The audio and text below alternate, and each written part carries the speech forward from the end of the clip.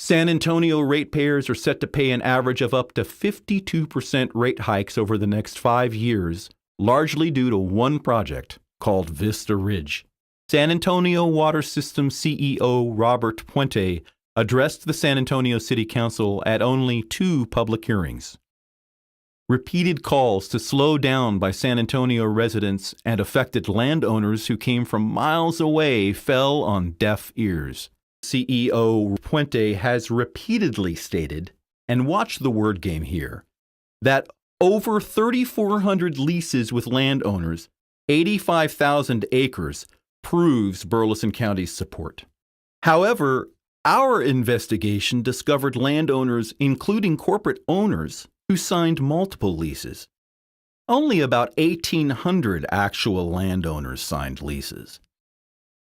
According to an August 2006 Express News investigative article, Scott Carlson, the president of Brenham-based Metropolitan Water Company, pled guilty in 2002 for theft of $2.4 million from 2 oil and gas firms. While still on probation, Carlson was reported to have gone door-to-door in Burleson and Milam counties, offering a check on the spot to landowners who would lease their water rights. He later went to jail in Houston for violating his probation. At least some of these leases now support the Vista Ridge permits. Bruce Brinkman and his mother, a Burleson County landowner, were approached by Scott Carlson, who knocked on Mrs. Brinkman's door in 2009 with a check in one hand and a lease in the other. Brinkman told us the story we've heard too many times, that Carlson suggested that his company would get their water anyway, since their neighbors had signed. As few as 1 to 2.5% of the combined populations of Burleson and Milam counties are likely to receive a penny in royalties from Vista Ridge.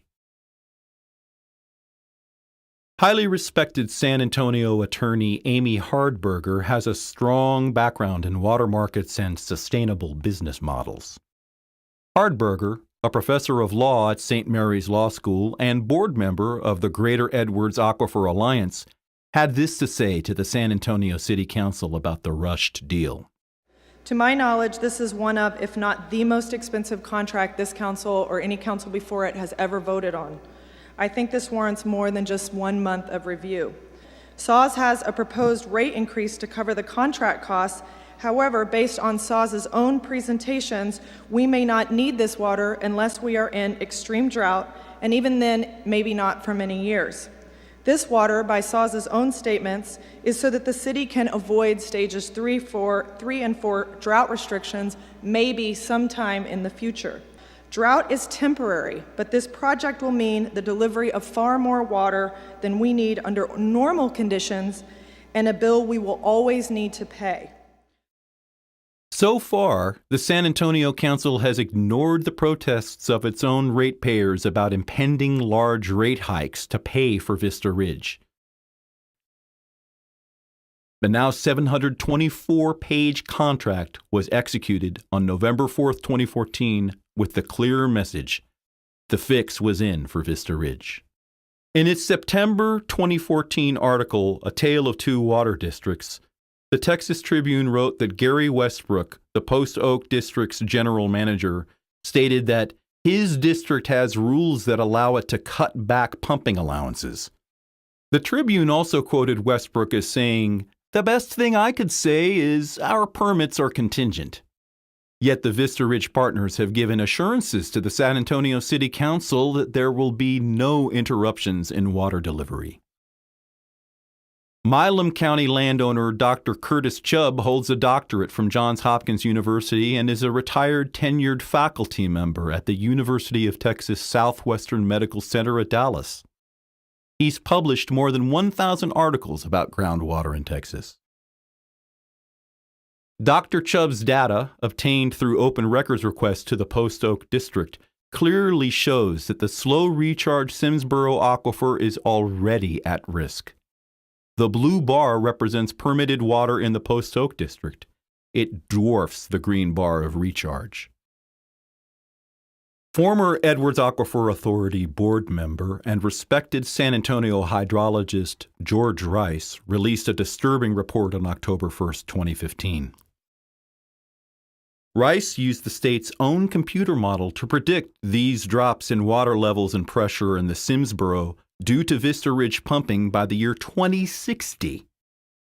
The map does not take into account other pumping already underway in Burleson County, nor the drawdowns that would occur if the permits for 91,000 acre-feet per year for NDOP and 4-Star are granted in the Lost Pines. This table from Rice's report illustrates that Vista Ridge pumping, added to baseline pumping, will result in average Simsboro drawdowns by 2060 that exceed the DFCs in both districts. Table 3 also does not take into account the potential effects of an additional 91,000 acre-feet of pumping in Lost Pines. For-profit Abengoa has formed the nonprofit Central Texas Regional Water Supply Corporation, which does have the power of eminent domain to condemn private property for pipeline easements. This video clip of the fight on the Texas Senate floor the night before the end of the session in June 2015 was all about Vista Ridge. It was an amendment that no one had ever seen before, with the sole purpose of making it easier for Abengoa to get financing for Vista Ridge. This is, at the end of the session, maneuvering that has not thoroughly been vetted through the legislative process. Senator Eltoff, Senator Nichols, Senator Creighton, how would you like this bill to be one in which allowed for the interbasin transfer from East Texas to West Texas? Or Senator Seliger, how would you like this to be a bill that allowed for the transportation of water from the Ogallala Aquifer to Dallas-Fort Worth? This is not right to be passing this late in the session. Furthermore, it impedes and upheaves upheaval of the local control issue that Senator Frazier spoke so eloquently about. It was pulled for lack of support from senators in both parties and from rural and urban Texas.